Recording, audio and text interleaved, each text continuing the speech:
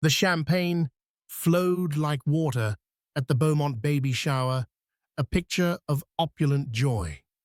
Seraphina Beaumont, radiant in cornflower blue, was the queen of the hour, her billionaire husband Julian, doting by her side. But in the glittering world of the elite secrets fester beneath the surface. And just as the laughter reached its peak, a vision in white appeared, uninvited, defiant, and with a bombshell of her own. Get ready, because this isn't just a party, it's a battlefield. And the weapon of choice, an ultrasound. The Beaumont estate, nestled in the most exclusive enclave of Atherton, California, was a testament to new money aspiring to old-world elegance. Today, its manicured gardens and the grand ballroom with French doors thrown open to the Californian sun were transformed into a pastel wonderland. It was Seraphina Beaumont's baby shower, an event meticulously planned to be the social highlight of the spring season.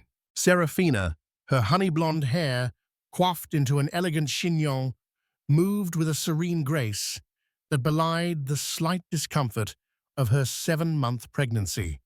Her custom-made Celestia blue gown flowed around her, a stark contrast to the sea of blush pinks, mint greens, and butter yellows worn by her guests. She'd insisted on blue, a mother's intuition, she'd quipped to her husband, Julian. Julian Beaumont, charismatic and devastatingly handsome, was the quintessential Silicon Valley magnate. He'd made his first billion before 30 and his second before 35. He had a reputation for being ruthless in business, but to the public eye and to Seraphina, for the first 5 years of their marriage, a devoted husband.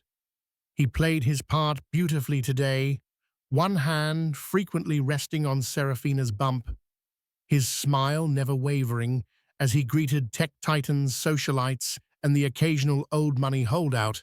"Darling, you're glowing," cooed Mrs. Eleanor Vance, a woman whose face was as tightly pulled as the strings of her pearl necklace. Simply radiant. "And Julian, you look like the cat who got the cream." Julian chuckled a smooth, practiced sound. "Only the best for my Seraphina and our little prince or princess." Seraphina smiled, a genuine warm smile that reached her sapphire eyes. "Thank you, Eleanor. We're just so excited." She truly was. After 2 years of quiet heartache and hushed doctor's appointments, this pregnancy felt like a miracle, a blessing she'd guarded fiercely, delighting in every flutter, every kick.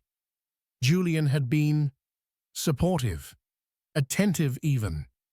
He'd accompanied her to every appointment, his hand holding hers. During the ultrasounds, his eyes wide with what she'd believed was shared wonder. The ballroom buzzed. Waitstaff in crisp white jackets navigated the throng, offering flutes of Dom Perignon and sparkling cider for the mother-to-be and delicate canapes. The centerpiece was a towering cake adorned with sugar booties and rattles, and a mountain of exquisitely wrapped gifts, many bearing the unmistakable turquoise of Tiffany & Co., or the discreet logo of Hermes. Chloe, Seraphina's best friend since their Stanford days, squeezed her arm. "You okay? You look a little tense beneath the serenity." Chloe was a lawyer, sharp-witted and fiercely loyal, one of the few people who could see past Seraphina's polished facade. Seraphina managed a small smile. "Just the usual pre-party jitters, I suppose. And these heels are starting to feel like instruments of torture." She discreetly shifted her weight. "Julian has been almost too attentive lately. It's sweet, but sometimes it feels performative." Chloe's eyebrows perfectly sculpted rose a fraction. "Performative how?" Before Seraphina could elaborate, Julian was by her side, again his arm possessively around her waist. "Everything all right, my loves?" "Perfect," Seraphina said, leaning into him slightly. Chloe offered a tight-lipped smile. The afternoon wore on. Speeches were made. Gifts were presented, though not yet opened. That was for later, a more intimate affair, and the air thrummed with polite laughter and societal niceties. Seraphina felt a wave of contentment wash over her. Perhaps her earlier unease was just pregnancy hormones. Perhaps Julian's recent shift in behavior, the late nights he swore were critical board meetings, the hushed phone calls he took in his study, the faint, unfamiliar scent of a woman's perfume she'd once caught on his jacket and convinced herself was from a colleague, was all in her head. She was about to become a mother. Their lives were about to change for the better. The string quartet, tucked away in a corner, segued into a lilting Vivaldi piece. Julian tapped a crystal glass for attention. "My dear friends," he began, his voice resonating with warmth. "Thank you all for being here to celebrate with Seraphina and me. This journey to parenthood has been a profound one, and to my incredible wife." He turned to Seraphina, his eyes glinting with an emotion she couldn't quite decipher. "You are my rock, my inspiration. I cannot wait to welcome our child with you." A collective awe rippled through the crowd. Seraphina felt her eyes prickle with tears. He could be so convincing, so charming. It was then, as Julian was basking in the warm glow of his speech, that a subtle shift occurred at the grand entrance of the ballroom. A ripple of whispers, a sudden craning of necks. The string quartet faltered for a beat, the melody stumbling like a startled fawn. Seraphina, shielded by Julian, and the congratulatory throng, didn't immediately see the cause, but she felt it. A cold dread, sharp and sudden, pierced through her bubble of joy. It was the same dread that had been a faint, unwelcome hum beneath the surface of her happiness for months. Then the crowd parted almost reverently, as if making way for royalty, or perhaps an executioner. And there she stood. Her name was Cassandra Thorne. She was a vision, sculpted and striking, with raven hair that cascaded down her back in glossy waves and eyes the color of molten gold. But it wasn't just her beauty that commanded attention, that silenced the room with an almost audible gasp. It was her dress. In a room awash with the soft, celebratory hues of a baby shower, Cassandra Thorne wore white. Not a demure cream or a gentle ivory, but a stark, brilliant, unapologetic white. It was a sheath dress, clinging to her every curve, a dress that screamed defiance, a dress that was in its own audacious way a bridal statement. It was the kind of dress a woman wore when she intended to be the sole focus of every eye in the room. And she was. Time seemed to slow. The Vivaldi died with the screech as one of the violinist's bows skittered across the strings. Champagne flutes hovered mid-air. Conversations were sliced mid-sentence. Every gaze in that opulent ballroom, shocked, curious, scandalized, was fixed on Cassandra. Seraphina felt the blood drain from her face. The warmth of moments before turned to ice in her veins. She knew with a sickening certainty that twisted her stomach into a painful knot exactly who this woman was. This was the ghost who had haunted the periphery of her marriage, the unnamed fear, the source of the unfamiliar perfume, the reason for Julian's late nights and whispered calls. Julian, beside her, went rigid. His hand, which had been resting on Seraphina's back, flinched as if burned. Seraphina saw his knuckles turn white where he gripped his champagne flute. His charming smile, the one that had won over boards of directors, and once her own heart was frozen, a horrifying rictus of shock and dawning panic. Julian, Seraphina whispered, her voice barely audible, but she didn't need him to confirm. The way Cassandra's eyes, predatory and triumphant, were fixed solely on Julian told her everything. Cassandra began to move, gliding through the stunned silence with the confidence of a panther. Her heels clicked with deliberate precision on the marble floor, each step an announcement of her arrival, her intent. She wasn't just crashing a party, she was detonating a bomb. The guests, a veritable who's who of Silicon Valley, began to murmur. The whispers grew rustling, like dry leaves, a chorus of disbelief and delicious scandal. This was better than any reality TV show. This was live, unfiltered, high society drama.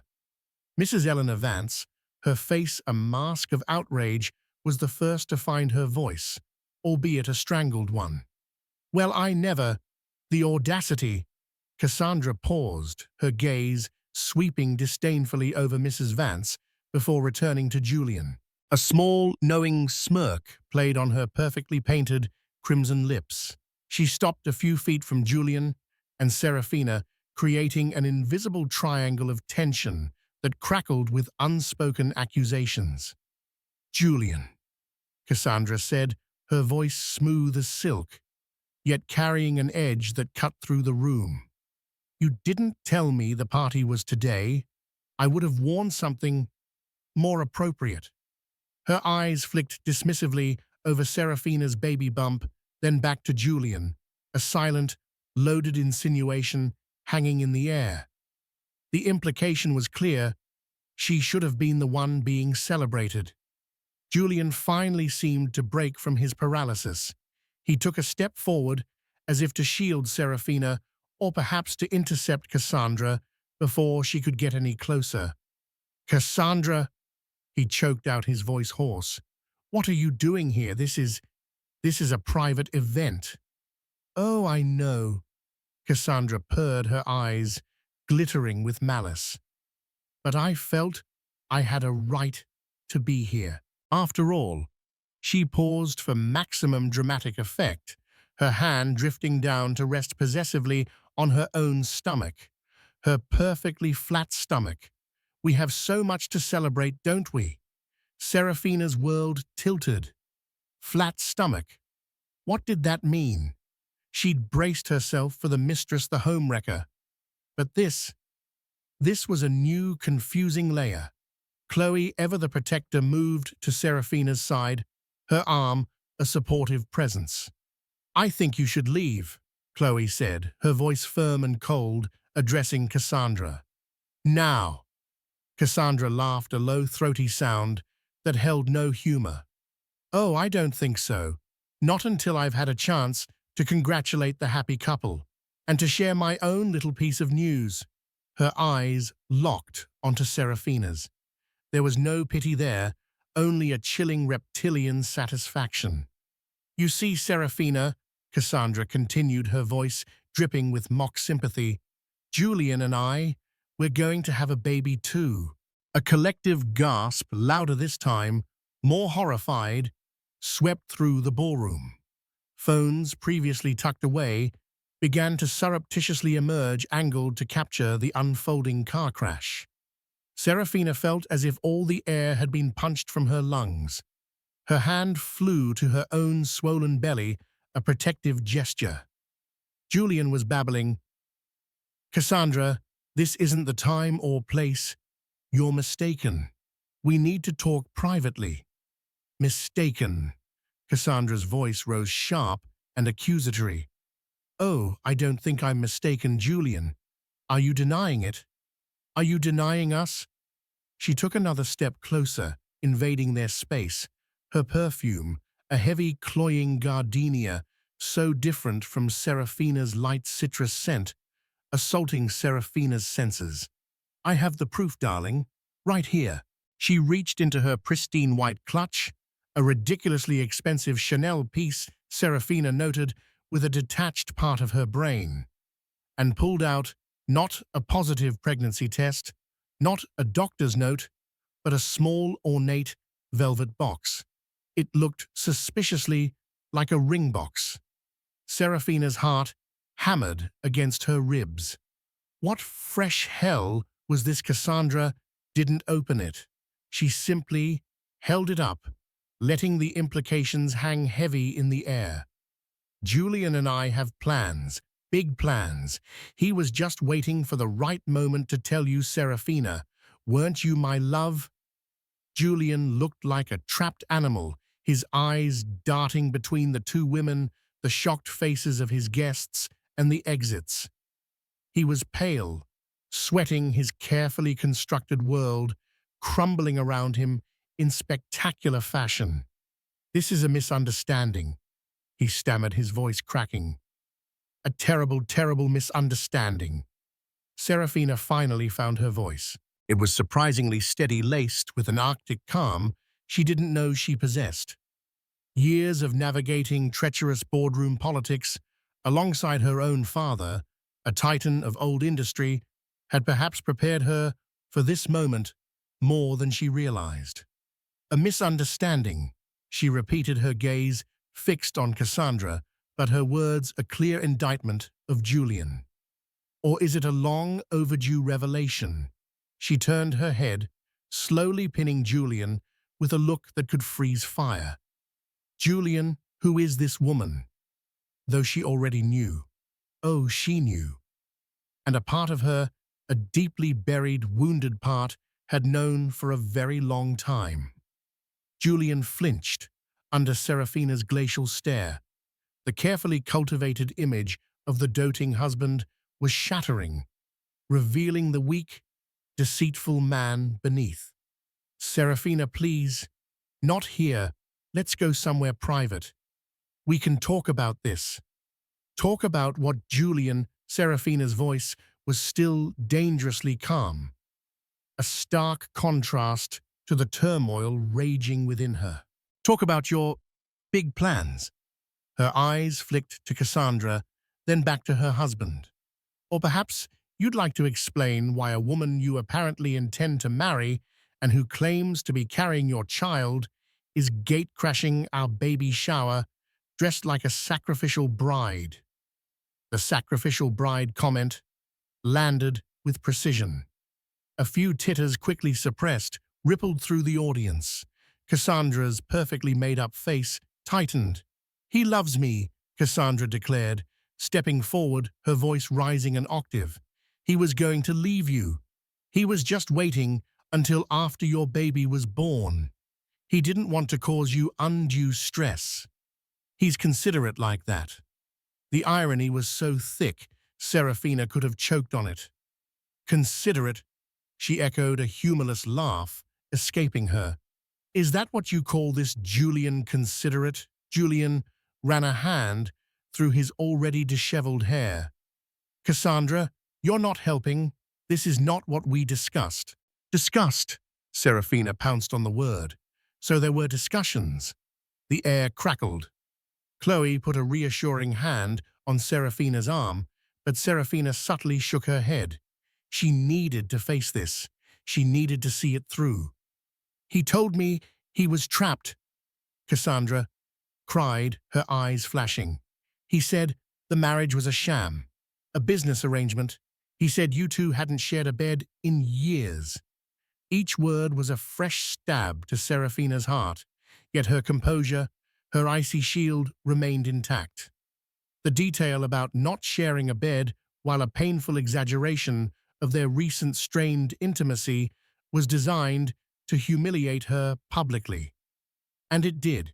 She could feel the pitying, scandalized eyes of their guests. The Beaumonts, the golden couple, were now the stuff of sordid gossip. "And the baby, Cassandra?" Seraphina asked, her voice soft but carrying immense weight. "You claim you're pregnant with Julian's child." Cassandra's hand instinctively went to her flat stomach again. "Yes, I am. We're going to be a family." She shot a venomous glare at Seraphina's prominent bump. "A real family." "When did you conceive this baby, Cassandra?" Seraphina pressed her mind, working with chilling clarity. Something wasn't adding up. The defiant white dress, the ring box, the vague claim of pregnancy, without any visible sign or immediate proof, like a test strip. It felt theatrical, almost desperate. Cassandra hesitated for a fraction of a second, a flicker of uncertainty in her golden eyes. What does it matter I'm pregnant? He's the father. It matters a great deal, Seraphina said, because you see, if you are indeed pregnant with my husband's child, the timing would be rather interesting. Julian finally found a sliver of courage, or perhaps just desperation. Seraphina, darling, she's lying. She has to be. I I ended things with her months ago. Months? He turned to Cassandra, his voice pleading. Cassandra, tell them it's not true. I told you it was over. Over. Cassandra shrieked, her carefully constructed composure finally cracking. The sophisticated seductress was morphing into a scorned woman. You said you needed time. You said you'd handle Seraphina. You bought me this. She fumbled with the clasp of her Chanel bag again, this time pulling out a folded piece of paper. This is a lease agreement for an apartment in Pacific Heights, in my name, signed by you. Is that something you do for a woman you've ended things with? She practically threw the paper at Julian, who fumbled to catch it. The guests leaned in, shameless in their eavesdropping. This was a soap opera, unfolding in real time, seasoned with the delicious spice of high finance and social standing. The name, Pacific Heights, hung in the air, a symbol of commitment, of a clandestine life already established. Seraphina watched Julian's face crumble. The lease, that was tangible. That was harder to deny than whispered sweet nothings. And the ring box? Seraphina asked Cassandra, her tone almost conversational, as if they were discussing the weather. Cassandra's eyes narrowed. He was going to give it to me. He promised. She clutched the velvet box to her chest. He promised, Seraphina repeated. She turned to Julian. Did you promise her marriage, Julian?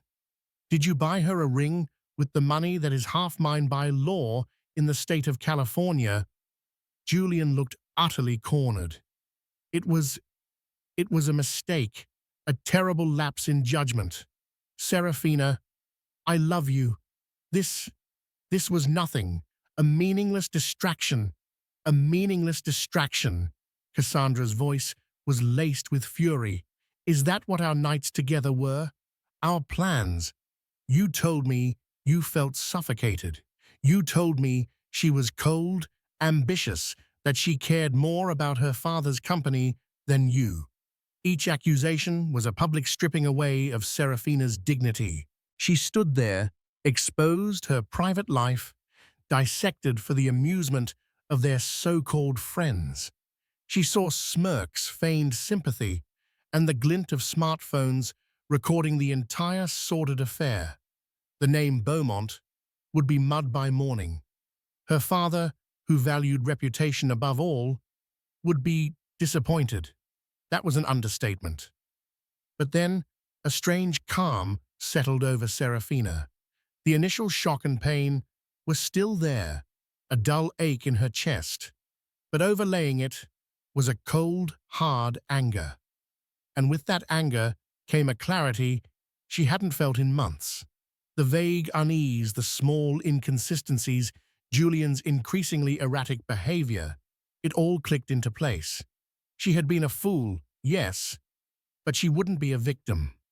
Not anymore. She thought of the countless nights she'd lain awake, wondering why Julian was distant. She thought of the invasive fertility treatments, the emotional roller coaster, all while he was apparently building a new life with this creature. So Cassandra, Seraphina said, her voice cutting through Cassandra's tirade. You're pregnant. He bought you an apartment. He allegedly promised you marriage. She paused, letting her words sink in.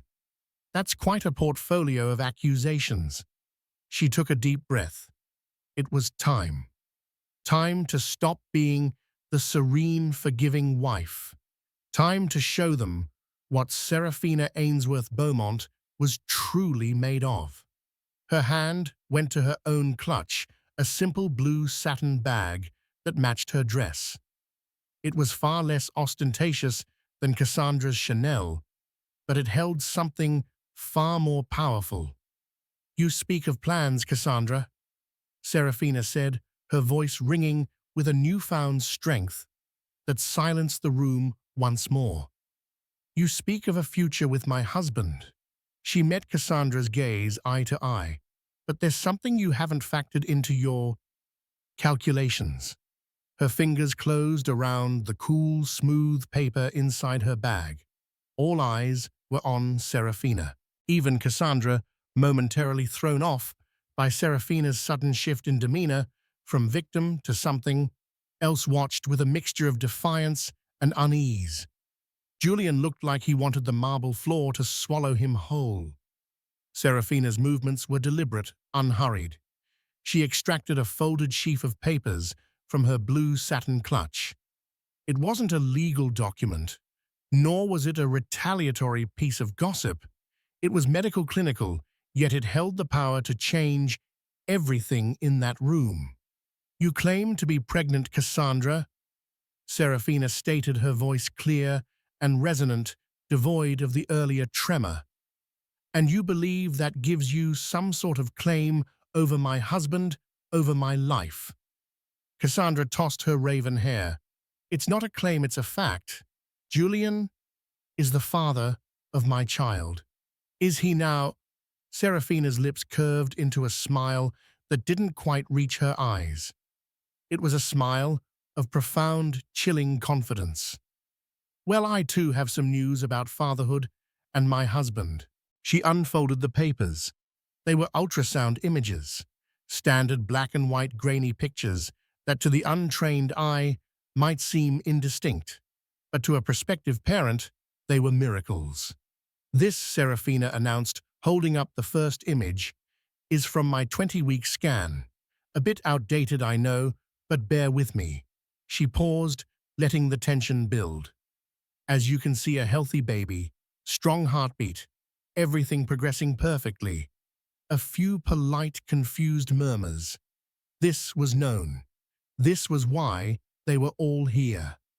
"But," Seraphina continued, her voice gaining an edge of triumph, "what Julian and I chose not to announce, what we decided to keep as our own precious secret until today." She swapped the first image for a second, slightly different one, pointing to it with a perfectly manicured finger. "Is that we were expecting a surprise." She then held up a third image, clearer this time, with two distinct little forms visible. "Cassandra," Seraphina said, her eyes locking onto the other woman's, "Julian isn't just going to be a father." Her voice dropped, then rose, imbued with an undeniable, earth-shattering power. "He's going to be a father of twins." The word hung in the air, an explosion in the stunned silence. Twins. If Cassandra's arrival had caused a gasp, this revelation elicited a collective, audible shockwave. Jaws literally dropped. Mrs. Eleanor Vance clutched her pearls so hard, Seraphina thought they might snap. Chloe's eyes widened, then a slow, impressed smile spread across her face. Julian stared at the ultrasound images as if he'd never seen them before, his face a mixture of disbelief and dawning horror. But Seraphina knew he'd seen them. He'd been there. He'd held her hand, feigning joy while this bombshell was revealed to them in the quiet dimness of the obstetrician's office. His current shock wasn't at the news itself, but at Seraphina's strategic deployment of it. Cassandra's bravado finally visibly crumbled. Her golden eyes, which had flashed with such confidence, now darted around, looking for an escape, a denial, anything. The stark white of her dress suddenly made her look pale, almost ghostly. Her hand, which had been so possessively on her flat stomach, faltered. "Twins," Cassandra stammered, her voice barely a whisper. "No, no, he never said." "There's a lot Julian apparently never says," Seraphina cut in smoothly, her gaze unwavering. He seems to be quite skilled at omissions. She looked directly at Julian, whose face was now ashen. Isn't that right, darling? Julian opened his mouth, then closed it again, speechless. He was trapped, exposed, his betrayal laid bare, not just by a mistress, but by the sheer magnitude of the family he was jeopardizing. One baby might be a scandal, he could weather an affair, he could eventually spin. But twins? Twins signified a deeper commitment, a future he was now undeniably publicly tied to with Seraphina. So Cassandra, Seraphina pressed on, relentless. You say you're pregnant. When exactly are you due? Because for Julian to be the father of your child, and for me to be 7 months along with his twins, the timeline becomes rather critical. Wouldn't you agree? This was the crux of it. Seraphina had done the math in her head the moment Cassandra had walked in. Even if Cassandra had gotten pregnant, the very day Julian claimed he'd ended things months ago, it wouldn't align with a new, burgeoning pregnancy she could flaunt yet hide. If Cassandra was pregnant and Julian was the father, it meant he had been with Cassandra very, very recently, or Cassandra was much further along than she was letting on, or most deliciously, not pregnant by Julian at all. I don't have to explain myself to you, Cassandra said, but the fight was draining out of her. Her voice was thin, reedy. The ring box in her hand suddenly seemed like a child's toy, not a trophy. Oh, I think you do, Seraphina countered. You came into my home on a day meant to celebrate my children, and you made some very serious accusations. You tried to destroy my marriage, my reputation. She took a step closer to Cassandra, the ultrasound pictures still in her hand like a shield and a sword. So tell us, Cassandra, are you even pregnant? Or was this all a desperate, pathetic ploy to trap a man who clearly has a problem with fidelity? The guests were rapt. This was a masterclass in social warfare. Seraphina, the wronged wife, was not wilting, she was blooming, albeit with thorns. I am, Cassandra insisted, but her eyes darted towards Julian, seeking support, a lifeline. Julian, tell her about us. Julian looked at Cassandra with something akin to revulsion.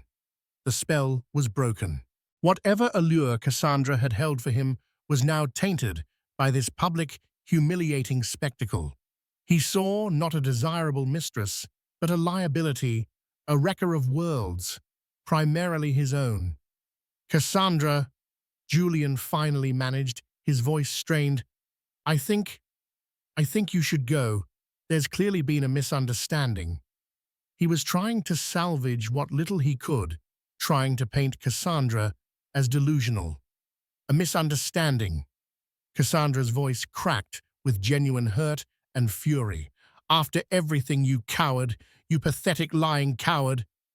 She turned back to Seraphina, a wild, desperate look in her eyes. He's lying. He loves me. He must. Seraphina simply raised an eyebrow. He doesn't seem to be corroborating your story, does he? She then addressed the room, her voice carrying to every corner. My apologies, everyone, for this interruption. It seems we have an uninvited guest who is confused about certain facts, namely, my husband's commitment to our growing family. She emphasized our, her gaze sweeping over Julian, then landing back on Cassandra with the finality of a judge's gavel. Now, Cassandra, Seraphina said, her tone dropping to a steely whisper that only those closest could hear. I believe the term is persona non grata. Security will see you out, or you can walk out with what little dignity you have left. Your choice. As if on cue, two discreet but imposing security guards who had been alerted by a frantic event manager materialized near the ballroom entrance. Their presence was a clear, unspoken threat. Cassandra looked from the guards to Julian's defeated face, then to Seraphina's triumphant, implacable one. The fight had gone out of her. The white dress, once a symbol of her audacious claim, now seemed to mock her, making her stand out like a sore thumb in her moment of utter humiliation. The ring box was still clutched in her hand, a bitter reminder of promises likely never made or never intended to be kept. With a choked sob, Cassandra Thorne, the would-be usurper, turned and fled. She didn't walk. She ran her heels, clattering ignominiously on the marble, the whispers and stunned gazes of Atherton's elite following her like a pack of hounds.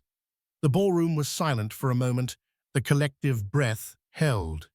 Then Chloe let out a whoop. "That, my friend," she said, beaming at Seraphina, "was magnificent."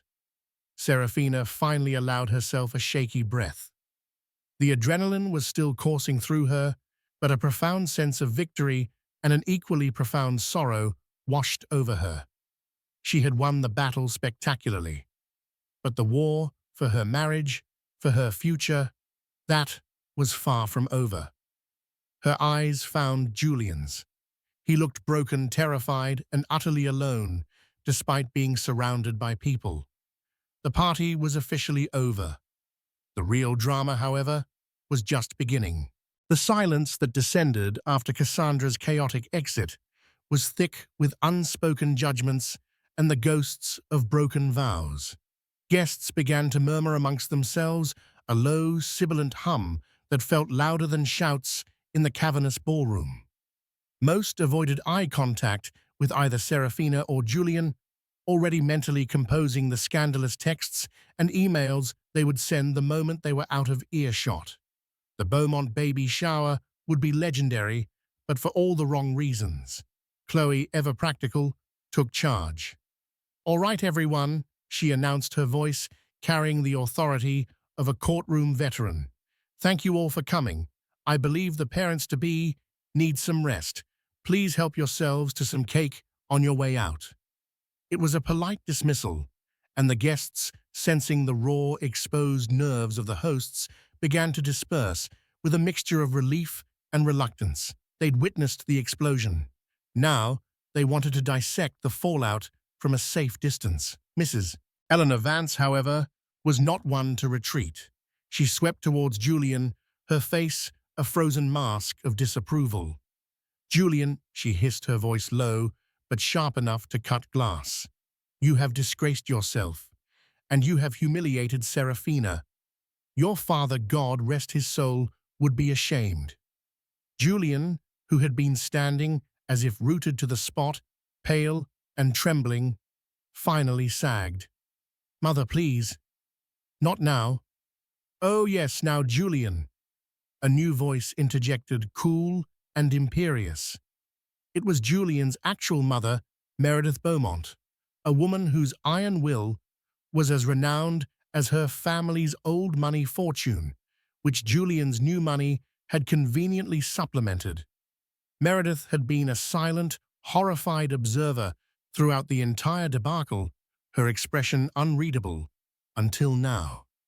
She was a woman who valued appearances and lineage above all, and this public display of her son's sordid affairs was an unforgivable sin. Meredith Beaumont was an elegant woman in her late 60s, her silver hair perfectly coiffed, her Chanel suit immaculate. She exuded an aura of untouchable power, one that even Julian, for all his billions, still wilted under. She fixed her son with a stare that could freeze champagne. "Eleanor is right, Julian," Meredith stated, her voice devoid of warmth. "You have created a spectacle of the most vulgar kind, and in front of everyone." Her gaze flickered to Seraphina, and for a moment a flicker of something akin to sympathy softened her stern features. "Seraphina, my dear, are you all right?"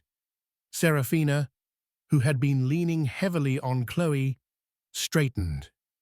The adrenaline was ebbing, leaving behind a bone-deep weariness and a hollow ache in her chest. "I will be Meredith," she said, her voice surprisingly steady. "Thank you for asking."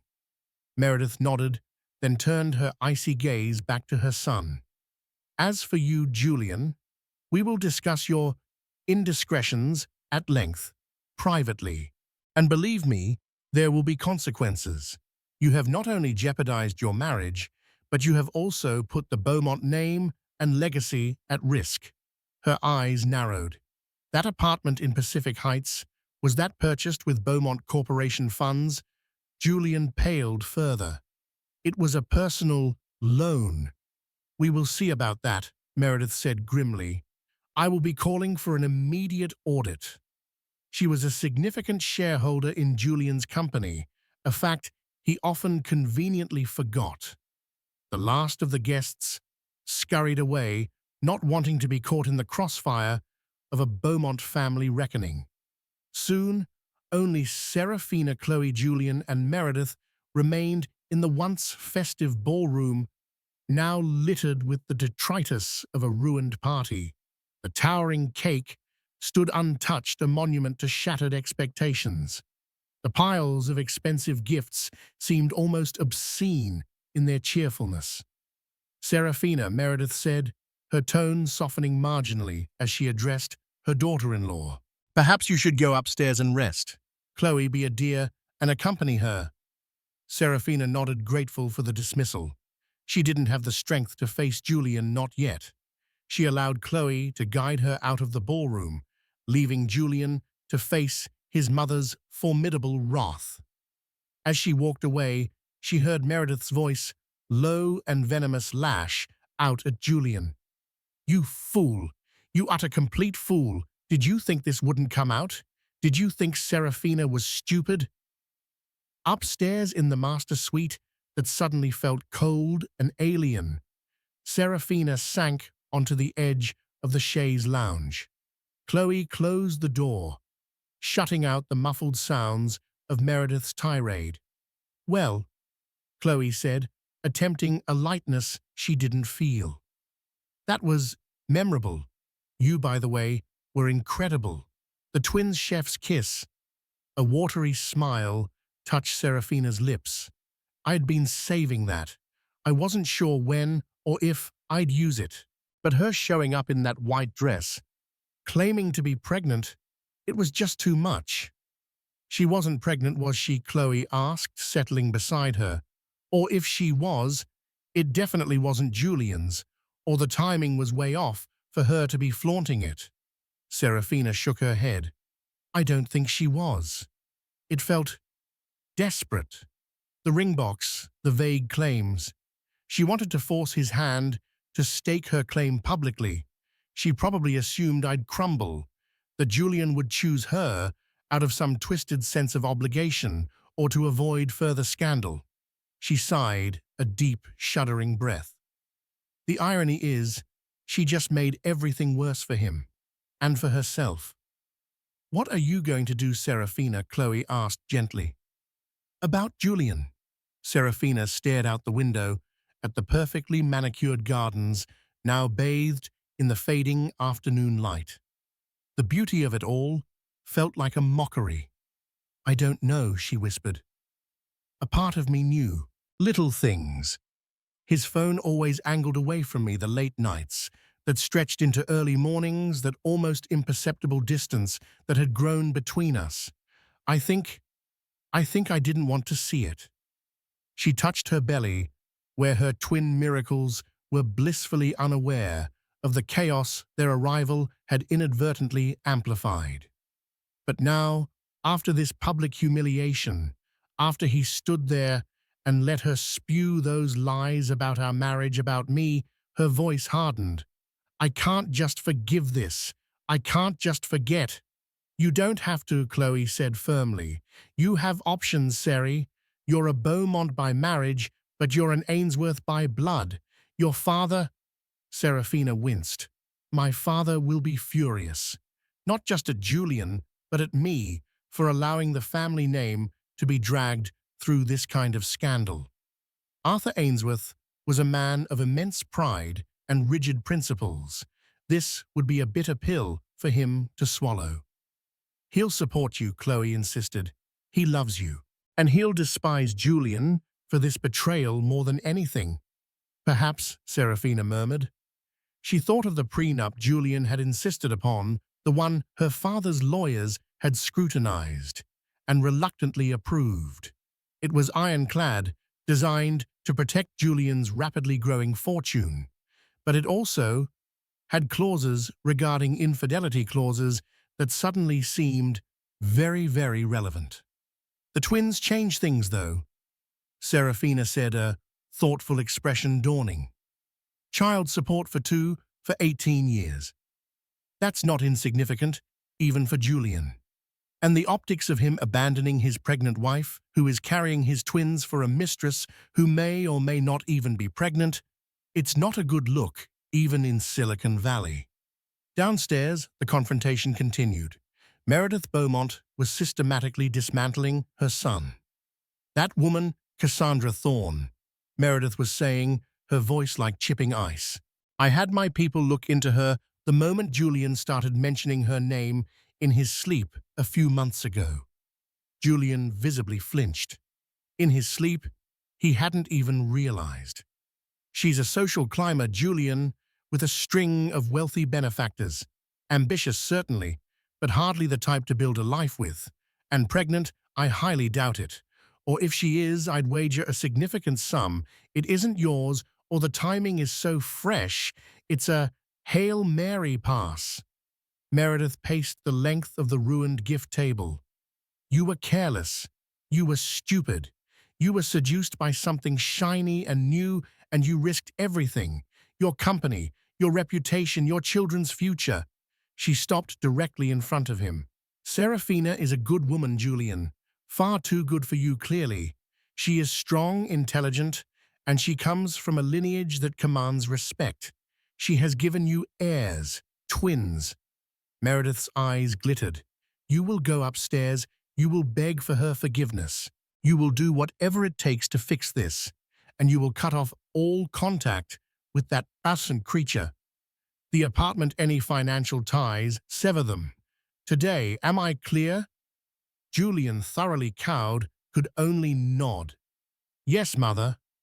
"And Julian," Meredith added, her voice dropping to a dangerous whisper, "if you fail, if Seraphina decides she cannot forgive this monumental betrayal, and frankly, I wouldn't blame her, understand this, I will stand by her. The Beaumont family resources, my shares in your company, my support. It will all go to Seraphina and my grandchildren. Do not test me on this." Julian looked up, shocked, his own mother siding with his wife, but he saw the unwavering resolve in her eyes. Meredith Beaumont did not make idle threats. The battle at the baby shower was over. Seraphina had won a decisive victory, but now the true war began.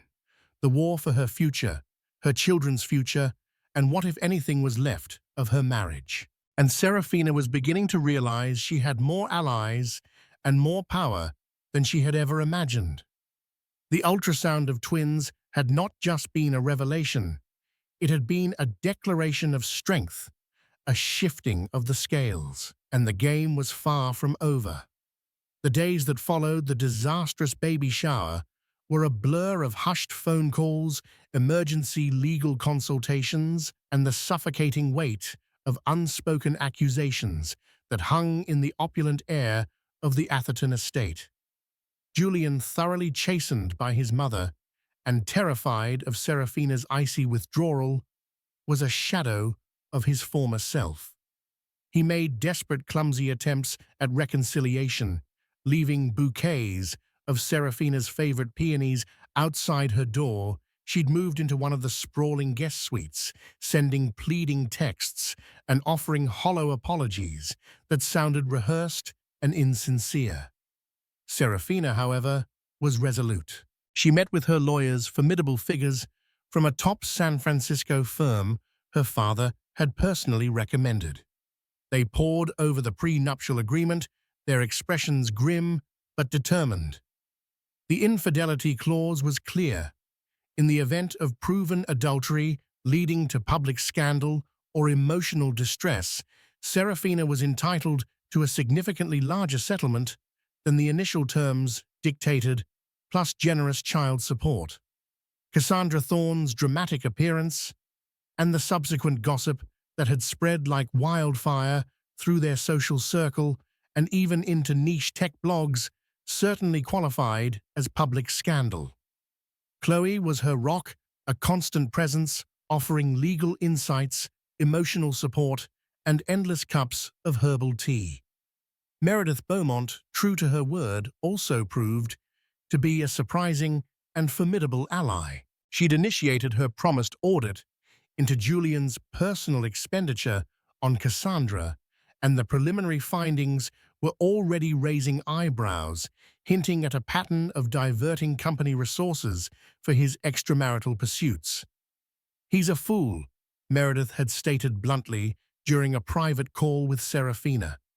"A reckless, arrogant fool, but he's my son, and these are my grandchildren. I want this resolved in a way that protects you and the babies above all else." She'd also hired a private investigator to delve deeper into Cassandra Thorne's background and her pregnancy claim. The investigator's report arrived a week later, delivered to Seraphina by a discreet courier. Chloe was with her when she opened it. "Well, well, well," Chloe murmured, reading over Seraphina's shoulder. "Miss Cassandra Thorne has quite the history." The report painted a picture of a woman who had systematically worked her way up the ladder of wealthy men, leaving a trail of broken hearts, depleted bank accounts, and at least 2 prior unproven pregnancy claims that had conveniently vanished when a hefty settlement was paid. There was no current medical evidence of pregnancy in the report, though it noted Cassandra had visited a women's clinic known for its discretion 2 days after the baby shower. So the pregnancy was likely a bluff, or at best extremely recent and unconfirmed. Seraphina mused, a cold satisfaction settling within her. She was trying to force Julian's hand to make him choose. "And that ring box she was clutching," Chloe asked. "The one she implied Julian gave her?" Seraphina's lips twisted into a wry smile. "Ah, yes, the grand promise of marriage." She'd had her own suspicions about that. During the initial chaos, just before Cassandra had fled, Seraphina's sharp eyes had caught a detail. The box was from Cartier, distinctive red-gold trim, but it wasn't the classic engagement ring box. It was slightly larger, flatter. Meredith's investigator managed to get a statement from a sales associate at the Cartier on Post Street. Seraphina continued, tapping a section of the report. Cassandra Thorne did indeed make a purchase there a week before the baby shower. Not a ring, though. Chloe leaned closer. "What then?" "A pair of diamond earrings," Seraphina revealed. "Expensive, certainly. The Love collection, ironically enough, but definitely not an engagement ring. She must have kept the box, hoping to use it as a prop." "The sheer audacity," Chloe breathed, shaking her head.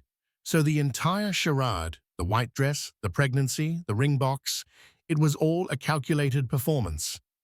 "A desperate one," Seraphina corrected, "and it backfired spectacularly." Meanwhile, Julian was unraveling. The pressure from his mother, the cold shoulder from Seraphina, the looming legal battle, and the whispers in the business community were taking their toll.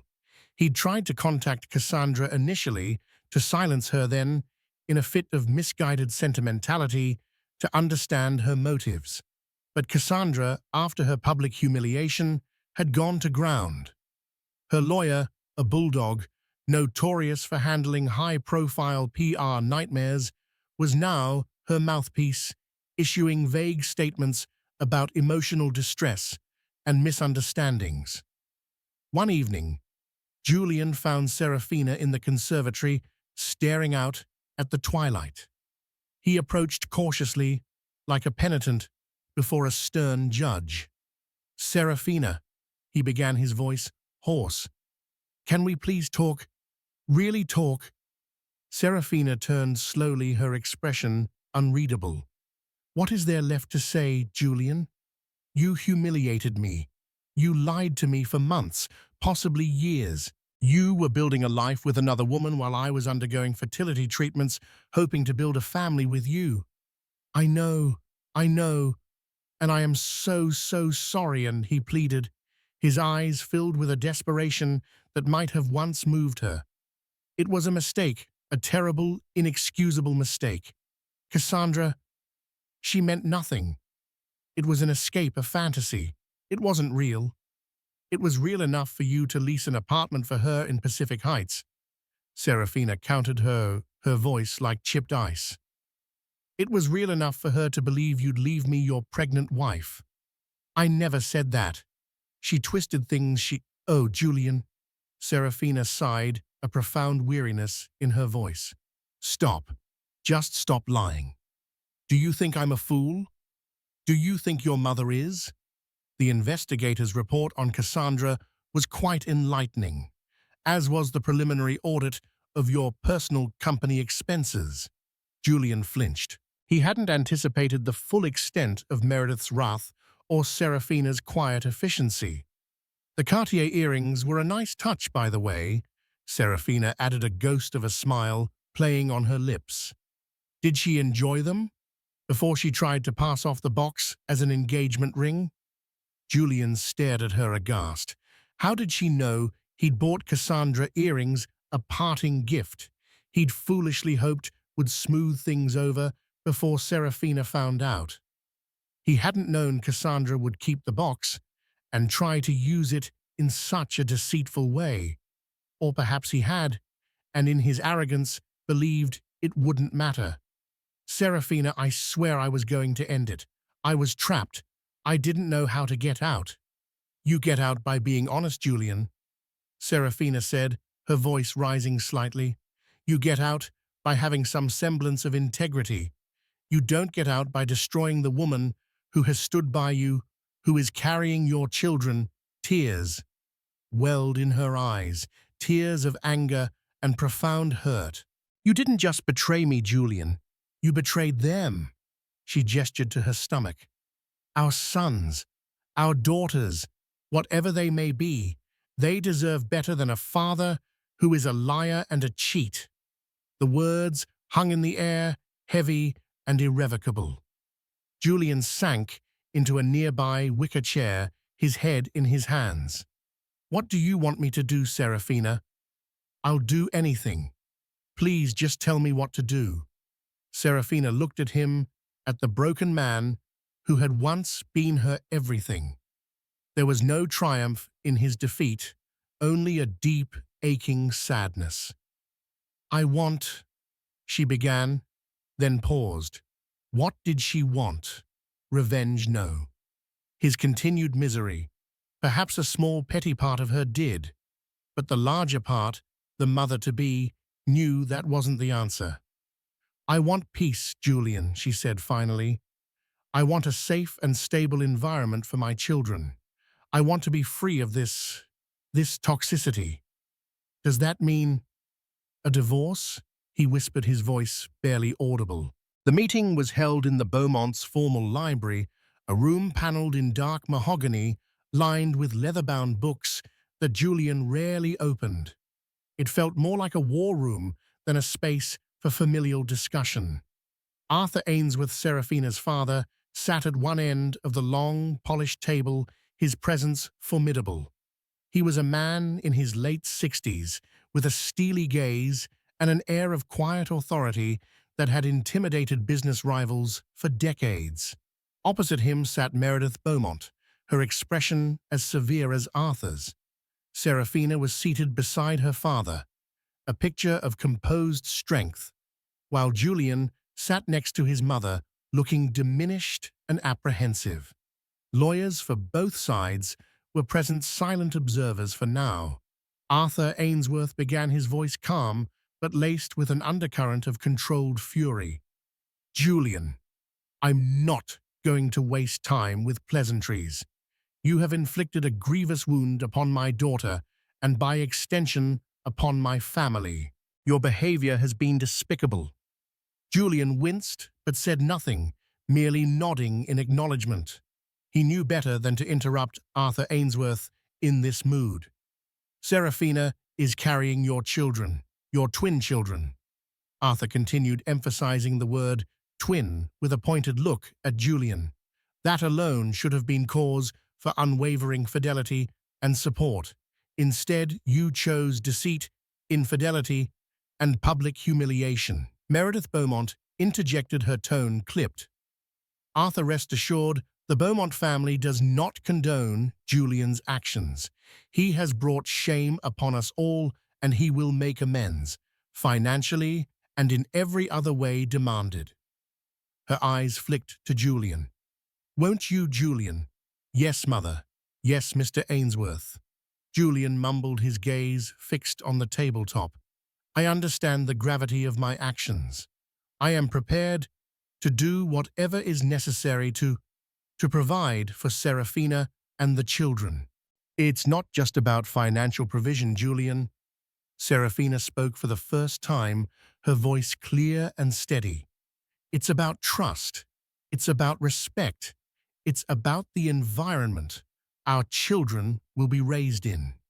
Her lawyer, Ms. Diane Rivington, a sharp woman with a reputation for handling high-stakes divorces, then laid out their terms. They were not punitive, but they were undeniably firm. A revised settlement, based on the infidelity clause of the prenup, which was substantial. Full ownership of the Atherton estate for Seraphina, as it was, where children would be raised.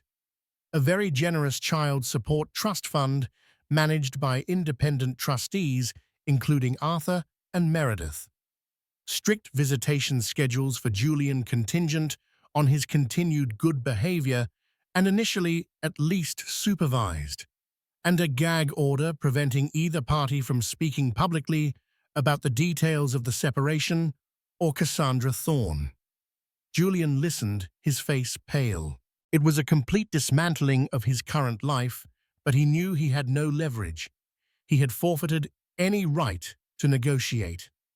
Furthermore, Arthur Ainsworth added, his eyes like flint, regarding Beaumont Corporation. "Meredith and I have had discussions. My own family office is considering a significant investment tied to certain leadership and governance reforms." Julian's head snapped up. This was new. His father-in-law investing in his company. It sounded less like an investment and more like a takeover, or at least a way to install oversight. Meredith nodded. Arthur's concerns about the stability and ethical conduct at the highest levels of the company are valid, given recent events. A partnership could be beneficial for all, especially for the future of my grandchildren, who will one day be significant shareholders. Julian felt the walls closing in. His personal life was in ruins, and now his professional autonomy was being threatened. It was the price of his folly. He looked at Seraphina, perhaps for a sign of mercy, but her expression was resolute. She was no longer the wife he could manipulate or placate. She was a mother, protecting her cubs, an Ainsworth defending her dignity, and a Beaumont, by alliance with Meredith, ensuring her children's legacy. After a tense silence, Julian sighed, a sound of utter defeat. "I agree to the terms," he said, his voice barely a whisper. "All of them." The lawyers began to shuffle papers, preparing the necessary documents. The meeting, brutal and efficient, was essentially over. And so the storm passed. Seraphina, armed with courage and the undeniable truth of her twin blessings, navigated the wreckage of betrayal and emerged not as a victim, but as a victor. Julian faced the consequences of his actions.